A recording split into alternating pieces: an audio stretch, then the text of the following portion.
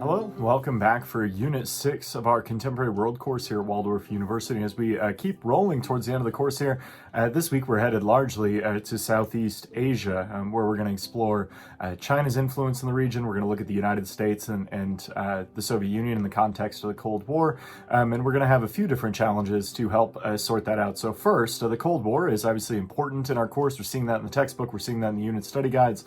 And what you're going to talk about on the discussion board is how did the alliance of the United States and Soviet Union create unintended consequences in Southeast Asia during the Cold War.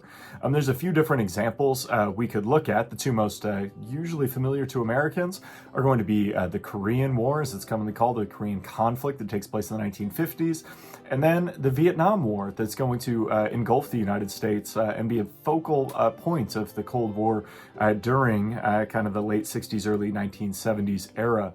And as we look at this, I want you to think about how the United States, these are often called proxy wars. They're being fought by different peoples within their own countries, oftentimes in the form of civil wars, but backed by these monumental global powers. We can see that clearly in Korea with the United States defending South Vietnam through the police action of the United Nations. We can also see China supporting the North Korean war effort, both in terms of men and material, as that unfolds. Korea represents this Cold War conflict very well. We could also see that, though, in Vietnam. We could see it in China. There's a lot of different examples, and I hope we'll have a good conversation about that. Your initial post due by Saturday, 11:59 p.m. Central Standard, followed up with that response by Tuesday at 11:59 as well. So once you knock out the discussion board, you've gotten through the syllabus study guide, the next thing you're going to do is hop on over. Maybe you're going to do the assessment, maybe you're going to write the essay. You got both of those things to do. I think I'm seeing some growth in those assessment responses. Some of you are doing a really good job of turning that corner and moving, like you're taking the blinders off and getting beyond just looking at, 75 words. Maybe it's going to take you more than that. You need to be bringing in some research and stuff, and I'm starting to see a lot of you do that well. So it's two questions that are related to each other. They're both going to bring you to India in the text, where the first question is, what role did Mahatma Gandhi and Jawaharlal Nehru play in shaping modern India? And the second question actually builds on that. So across these two, the same research should apply. The second is going to look at Nehru and Gandhi and how their goals for India as a whole differed and how that defined their movements. So you're going to knock that out, and then we do have a Unit 6 essay as well, which is going to have us look directly at China. So China is going to have a huge influence on countries throughout the Southeast Asian region during the time period.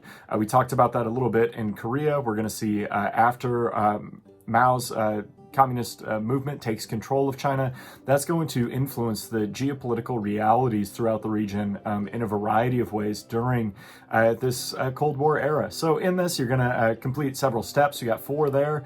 First, you're going to kind of gather details and compare facts, learn something about China and their influence during this era.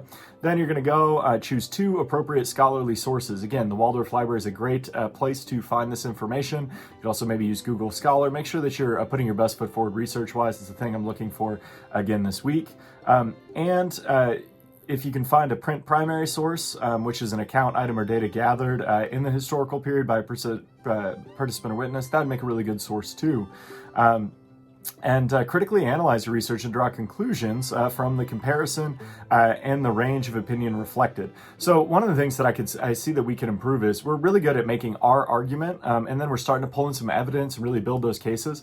One of the best things you can do when doing historical study, or just, whether it's in your comp class, whether it's in your day-to-day life, if you're making an argument, consider the perspectives of the other side and see how by bringing in those perspectives and addressing them in your own work, that can really help you argue from an even stronger position for the point you're trying to make. So prepare a final thesis statement. Your thesis should offer your reader your specific insight into China's regional influence during the second half of the 20th century. Again, 2 pages, APA style, all that good stuff. If you do have questions, make sure you're reaching out. I appreciate the hard work you've put into the course so far. I look forward to the great things you're going to do this week. Good luck.